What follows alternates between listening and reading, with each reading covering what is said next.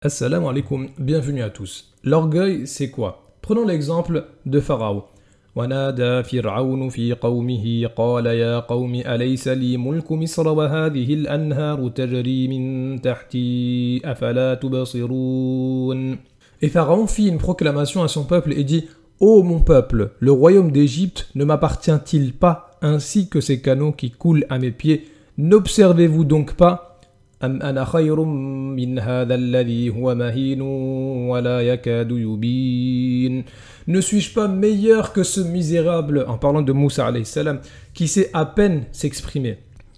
L'orgueil de Pharaon, c'est le fait de croire que tout ce qu'il possédait comme bien ou comme connaissance devait le conduire à se considérer comme meilleur que Moussa alayhi salam et à mépriser Moussa alayhi salam, à se moquer de lui, car il le considérait comme étant inférieur à lui.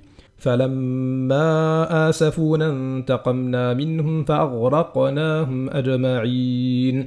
Lui qui disait « C'est moi le meilleur, tout m'appartient, regardez tous ces fleuves qui coulent à mes pieds », eh bien c'est avec cette même eau qu'Allah l'a noyé. Quel était l'orgueil du peuple de Ad? فَأَمَّا عَادٌ فَاسْتَكْبَرُوا فِي الْأَرْضِ بِغَيْرِ الْحَقِّ وَقَالُوا مَنْ أَشَدُّ مِنَّا قُوَّةً. Quant aux Ad, ils s'enflèrent d'orgueil sur terre injustement et dirent: qui est plus fort que nous? أَوَلَمْ يَرَوْا أَنَّ اللَّهَ الَّذِي خَلَقَهُمْ هُوَ أَشَدُّ مِنْهُمْ قُوَّةً. Quoi? N'ont-ils pas vu qu'en vérité, Allah qui les a créés est plus fort qu'eux? وَكَانُوا بِآيَاتِنَا يَجْحَدُونَ. Et ils reniaient nos signes. فَأَرْسَلْنَا عَلَيْهِمْ رِيحًا صَرْصَرًا فِي أَيَّامٍ نَحِسَاتٍ. Nous déchaînâmes contre eux un vent violent et glacial en des jours néfastes. Ce peuple, eux, qui disaient « c'est nous les plus forts, il n'y a personne qui peut nous battre », Allah les a châtiés par du vent. Ainsi, le croyant doit être convaincu que la force vient d'Allah.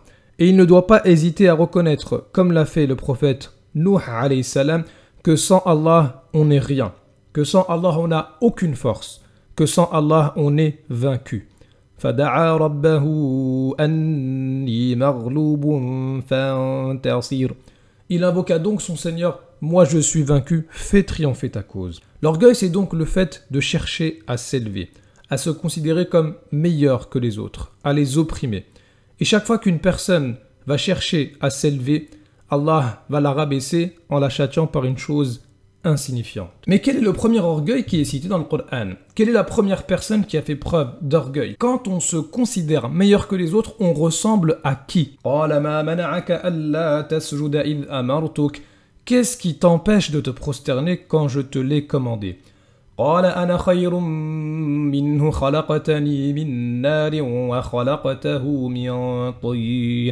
Il répondit: je suis meilleur que lui. Tu m'as créé de feu alors que tu l'as créé d'argile. Le premier qui s'est considéré comme meilleur que les autres, c'est le diable, c'est Satan. Il s'est considéré comme meilleur qu'Adam et il a donc considéré qu'il ne fallait pas qu'il obéisse à son créateur, Allah Azza wa Jal.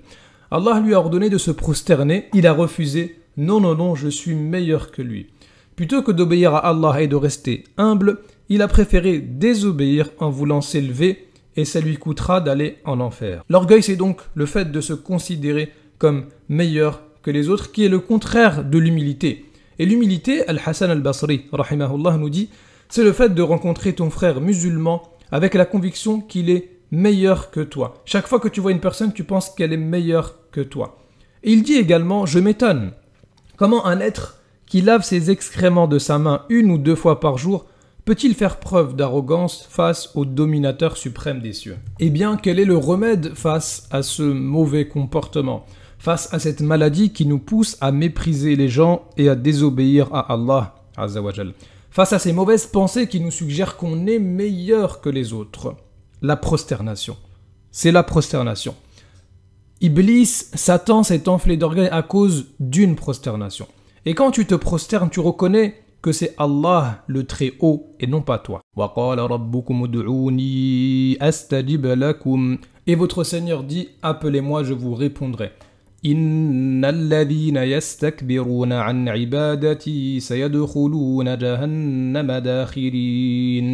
Ceux qui, par orgueil, se refusent à m'adorer entreront bientôt dans l'enfer humiliés.